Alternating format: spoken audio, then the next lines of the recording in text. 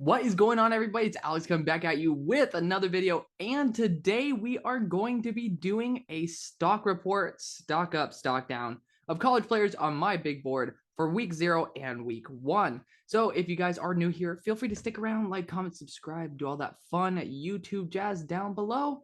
There's also some more links there for you guys to check out a lot of fun stuff. I just live streamed a 2-round mock draft, so feel free to check that out. That was awesome. And there was a single round mock draft I released recently as well. Feel free to drop your ideas for other videos down below as well. And then, of course, join the Discord. Again, you guys can reach out to me anytime there, and I'll respond a lot quicker than, well, honestly, that's not exactly true. I like to respond to your guys' comments pretty quickly, but it's a way for you guys to reach me at any point, anytime, and I do get a notification for it. So it's a way of staying in touch with me, which is awesome because I do love to stay in touch with you. This list does not include every single player, but I do have some guys who already moved. There are some people I want to watch because I think the move I want to make is too big, or I kind of want to see some consistency with it. You guys will know what I mean in just a second. Broshmo just released his. I thought he honestly released it already earlier, but our lists are totally different. If you do think you're like, oh, Alex, Joey Porter is doing so well. Why is he not on here? Most likely, I already have him very high. So again, this is based on my big board. People like Anthony Richardson was already number 4 on my big board. I think that guy's going to be a stud.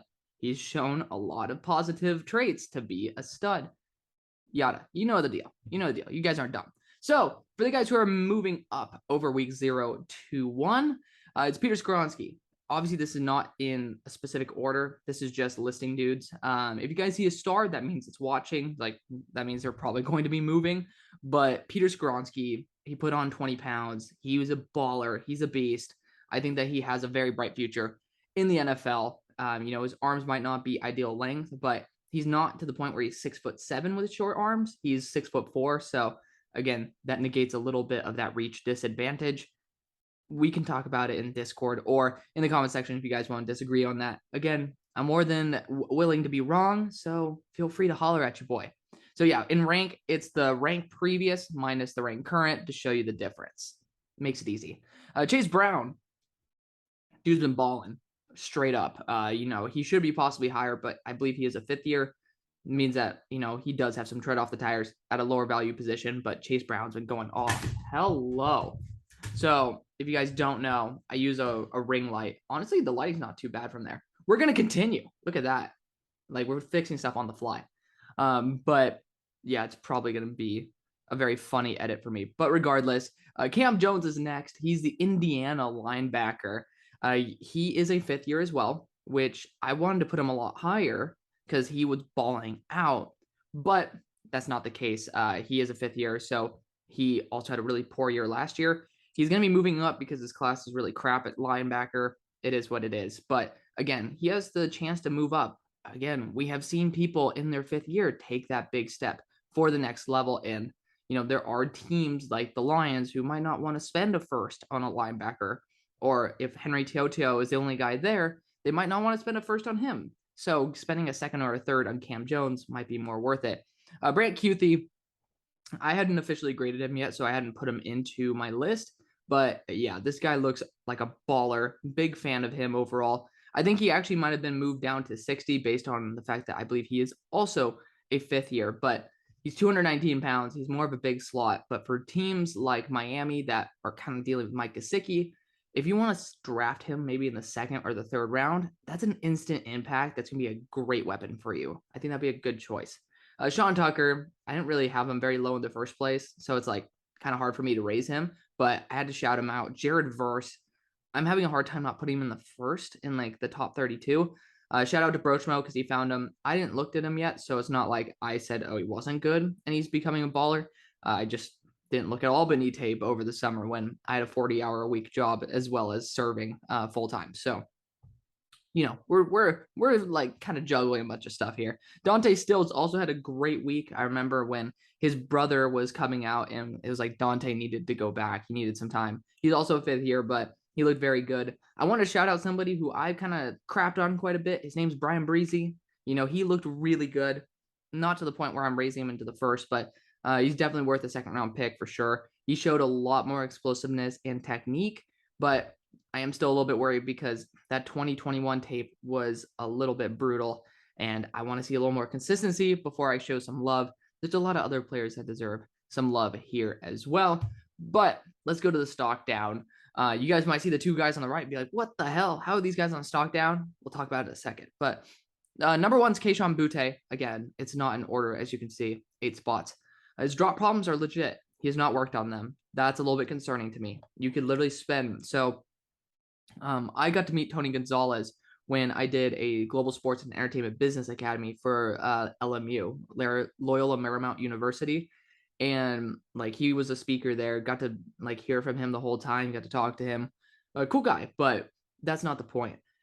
He was a guy who was afraid of contact, and he also had poor hands. So every time he dropped, he would catch 600 balls after practice. And he changed his mentality so that rather than being worried about getting hit, he accepted the fact that it was just going to happen.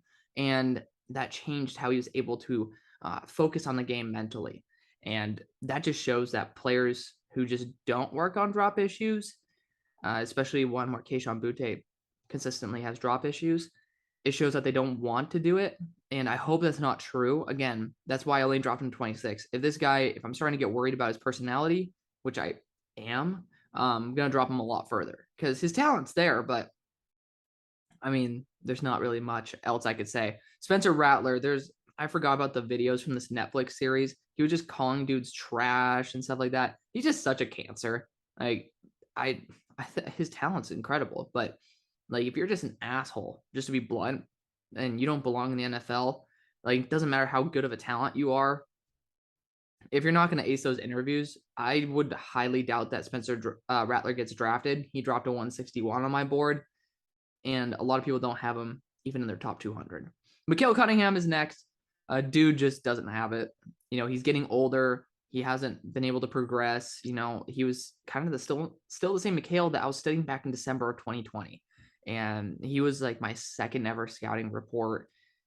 Just he hasn't progressed since. And I saw him in person at the Serve Pro First Responders Bowl, and he didn't surprise me there either. So it just sucks because I thought he could actually develop into somebody who'd be a good role player, and he's probably going to continue falling. I didn't want to put him to UDFA just yet. Now, guys who I'm watching for a potential drop, CJ Stroud. People are going to say, oh, you're just a hater. One, I'm an Ohio State fan. I'm more than happy giving Ohio State credit where credit's due. But CJ Stroud had some awful passes. Some of these great passes that he had were off the money. Again, in the NFL, where somebody is within a yard of you and you're throwing it half a yard behind, that is going to give the player a chance to make the play on the ball. When you're in college, not the case. But these balls that are just inaccurate, I just can't get behind it. Again, I have him still listed as a top 30 player. I'm not trying to say this guy isn't NFL quality. I'm saying get yourself checked before you say this guy's worth the number 1 overall pick. He definitely didn't command the offense the way I'd want him to. And, that was a game for him to make a big statement that he's like, hey, I am still the Utah, Michigan State CJ Stroud. If he continues to perform at a subpar level or a sub-supreme level, which is what you need for a number 1 overall pick, then he's going to fall. Paris Johnson looked very uncomfortable like I expected. His anchor just wasn't built for it. He can definitely develop over the year. And again, it's a big switch. I always give offensive linemen the benefit of the doubt there, but he just genuinely didn't look comfortable at left tackle. And, he let up some pretty poor reps. So Eric Gilbert, I don't think he played that much. I don't even know if he was dressed. It might have been an injury, but you might want to watch that because obviously Brock Bowers is a stud. And then Darnell Washington, 6'7", 285 pounds, and he plays really well. So again, if he's not going to get those opportunities, he's just not going to be able to be that high on people's boards. And Keenan Slovis, I was hoping for him to take that big step up, not doing so. So those are the guys. Those are the top 7 of each, with some guys to mention in there as well. Again, I'm watching these players. It doesn't mean I'm going to drop them. They didn't have a bad performance. They just didn't have the performance that would justify where I have them on my board. So let me know what you guys think. Again, this is not an all-inclusive board. There are dudes who perform poorly, but that's what for next week's Stock Up, Stock Down is for. So I'll see you guys later.